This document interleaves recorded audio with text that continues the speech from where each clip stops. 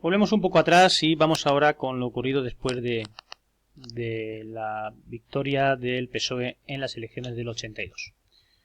Los gobiernos que van a ir desde el año 82 hasta el año 96. Con esta victoria, muchos dan por concluida la transición, pues precisamente el acceso, eso lo hemos dicho antes, el acceso de un partido de izquierda al gobierno significaba la normalización definitiva de la política. En el terreno económico, el PSOE se enfrentó a una situación muy grave, consecuencia tanto de la crisis del petróleo del 79 como de los problemas para sanear la economía por las difíciles circunstancias políticas de la transición. Estamos hablando de gran número de parados, aumento de la inflación y un bajo nivel de crecimiento de la economía.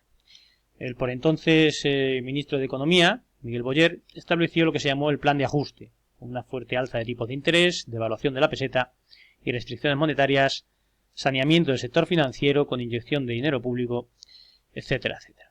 De especial gravedad o notoriedad tuvo el agujero de la empresa Rumasa, un enorme holding, propiedad de un famoso empresario llamado Ruiz Mateos, y que fue expropiado en circunstancias en aquel tiempo bastante polémicas, nada más llegar los socialistas al poder.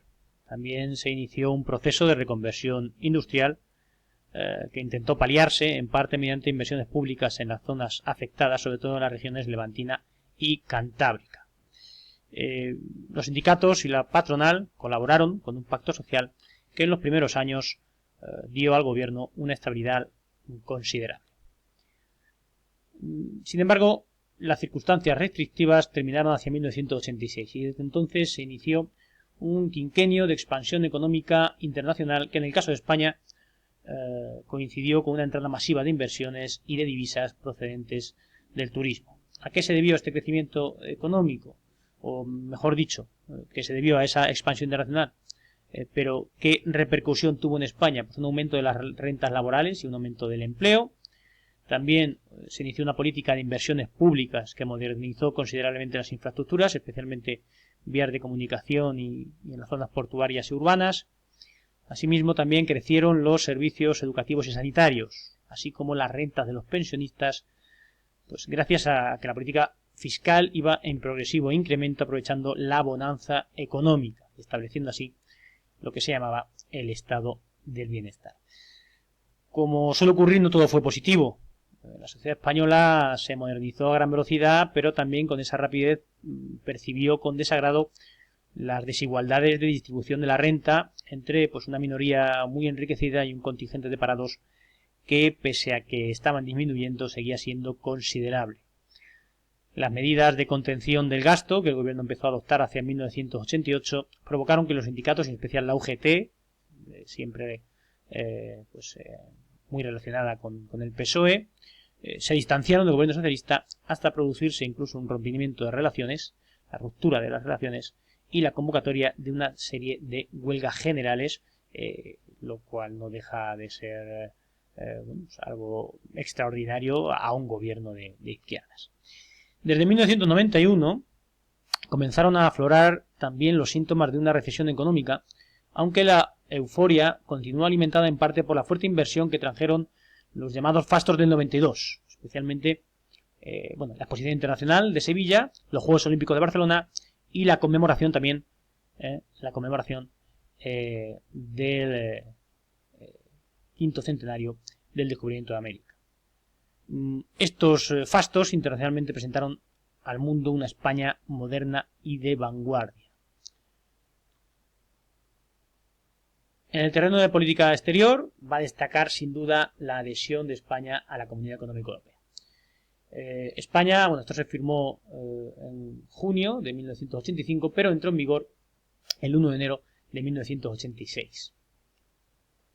El ingreso de la Comunidad Económica Europea se hizo en duras condiciones para algunos sectores de la economía española, como es el caso del agrícola y del ganadero, que tuvieron que hacer frente a unas reformas durísimas, y esto afectó a algunas regiones, como por ejemplo, sobre todo en el norte de España. En cuanto a la OTAN, se reafirmó la permanencia de España en la OTAN, lo cual era opuesto a las promesas electorales del PSOE. pero esto era una exigencia por parte de la Comunidad Económica Europea para poder formar parte del Club Europeo y tener una política de defensa común. Recordemos que estamos en un contexto de Guerra Fría, que estamos en un contexto donde la Europa Occidental es la aliada de Estados Unidos y forma parte de la organización del Tratado del Atlántico Norte. El referéndum se celebró en marzo del 86 y el 52% de los votos apoyó la permanencia en la Alianza Atlántica. Además, el convenio de cooperación con Estados Unidos del 88 permitió que se desmantelase la base de Torrejón, pero se mantuviesen el resto de las bases, como por ejemplo la de Rota o Morón. En los años siguientes, los militares españoles participaron en varias operaciones de interposición y mediación internacionales dentro de las fuerzas de la OTAN. La integración en la Comunidad Económica Europea tuvo algunas consecuencias iniciales negativas para el sector primario, como hemos dicho antes, y para la balanza de pagos por el aumento de las importaciones. Pero los beneficios posteriores, sobre todo gracias a la llegada de los fondos de cohesión y las ayudas para el desarrollo, superaron con mucho estos iniciales problemas. España superaba así el aislamiento tradicional en que se encontraba y entraba en una nueva fase de las relaciones exteriores.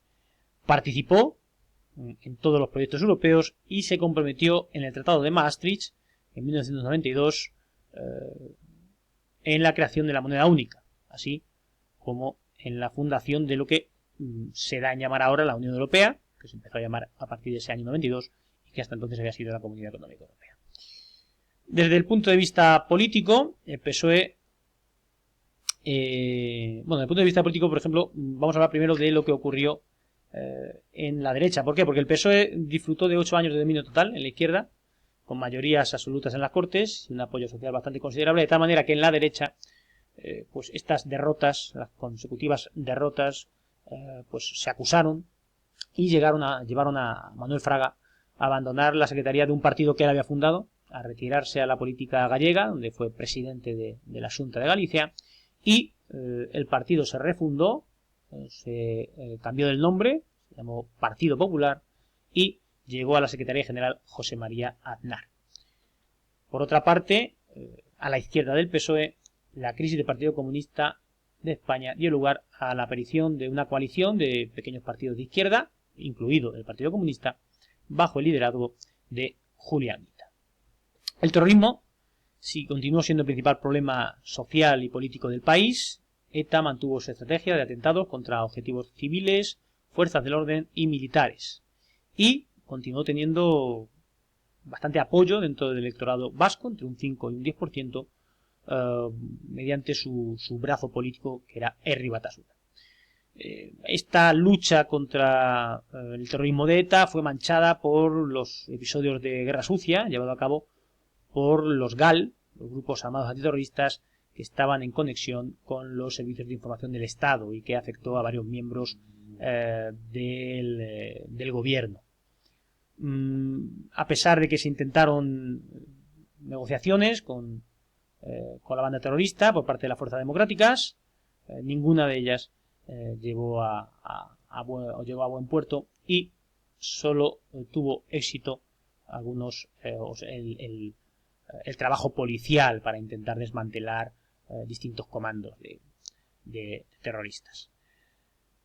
A partir de 1987 comienza un proceso lento de desgaste del PSOE, por un lado porque llevaba ya mucho tiempo en el gobierno, por la prepotencia también de unos dirigentes que se veían con mayorías continuas, pero sobre todo por la aparición de escándalos de corrupción ligados al partido y a sus dirigentes, como el caso Juan Guerra, que era hermano de Alfonso Guerra, uno de los líderes, después de Felipe González, el líder más importante del socialismo español de los años 70 y 80, el caso Filesa, de financiación del partido a través de tramas ilegales, los escándalos de corrupción de Mariano Rubio, que era gobernador del Banco de España, o de Luis Roldán, que fue bastante famoso, tanto la corrupción y los hechos que se le imputaban como las vicisitudes para lograr meterlo en la cárcel con detención en Asia, etcétera, etcétera, y que fue director de la Guardia Civil. Ante esta situación poco favorable, y a pesar de que incluso ya en el año 93 parecía que iba a perder las elecciones, la mantuvieron el poder, pero tuvo que adelantar las elecciones legislativas, que te tocarían en el 97, al año 96, y en este caso el PSOE fue derrotado por el PP de Aznar.